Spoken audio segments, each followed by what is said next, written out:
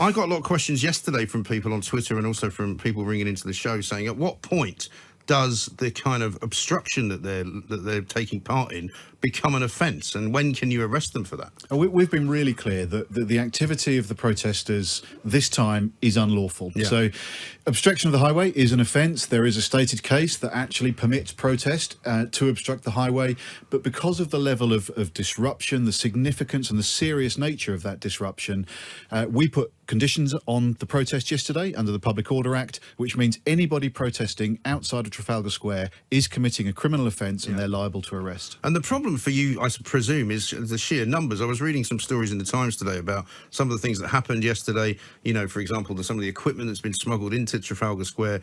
There was a car that was being guarded by 2 police officers, but they got distracted by somebody asking for directions.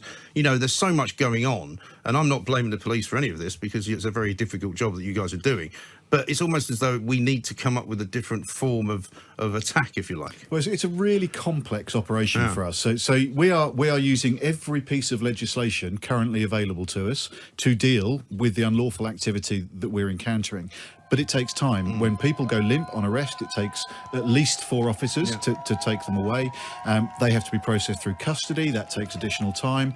But also where we've seen tents, you know, we are clearing a lot of tents. We've cleared 80 tonnes worth of equipment to date. And where has that gone? So that's all storage, because it's all evidence of offences. So that's all being stored at our property stores. But people are locked on. They're glued together. They've got big, thick D-locks around their necks.